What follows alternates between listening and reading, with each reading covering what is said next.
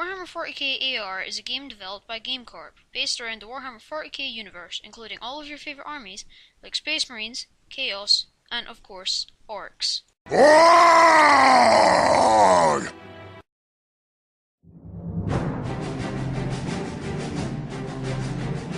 The game would be a two-player simulation of the tabletop game, however it would draw gameplay mechanics from games like Dawn of War and Ruse. The game works in the following way. Players build their armies before the match and then deploy on predetermined parts of the map. When playing online, maps will be procedurally generated to create a different battle every time you play. The players set a points limit that they agree on before the game begins to build their armies within. The objectives are also chosen by the players before the start of the game. These can vary from capturing and holding points on the maps to completely destroying the other player's army. At any point in the match, a player can surrender and give the victory to the other player. You can control your army from an airborne view for great control of your whole army, a first-person control of individual units to get great control of one unit by sacrificing the control of the rest of your army, or a cinematic view that works with Google Cardboard to give you an in-the-moment view of the battle.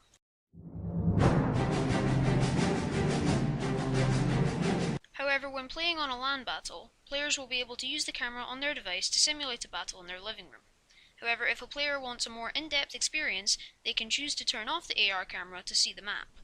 LAN battles will only be able to be played with a single character due to the lack of terrain.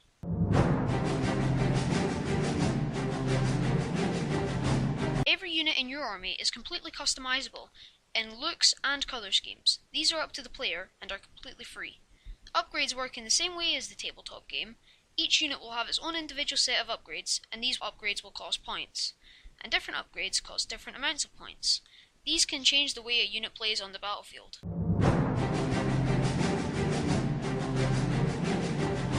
Tournaments will be held for 2 weeks in every season of the year. During this time, players can pay a fixed price of £5 to enter the tournament for the 2 weeks. The winner of the tournament will take half of the money paid by players as the prize, and the other half will go towards the developers to help fund future updates.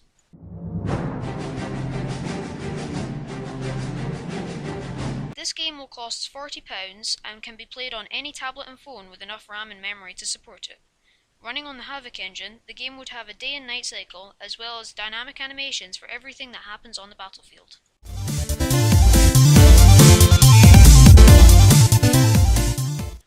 My project is about augmented reality gaming.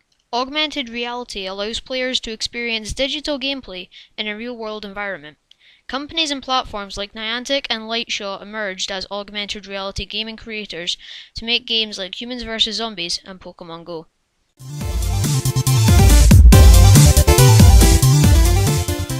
I picked this project as it gave me a chance to sit down and design a game. I've wanted to be a game designer for ages, and this gave me a chance to see what it would really be like to design a game.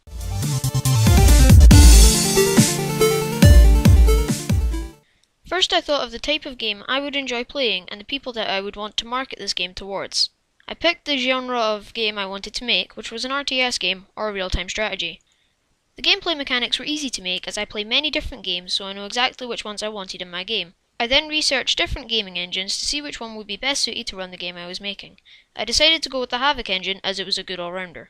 After that I created the video presentation which you are watching to pitch the game.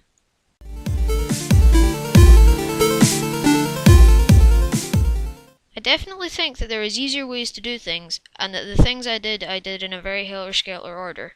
However, I got to my desired point and I am happy with everything I've done so far, even if it wasn't in the best order.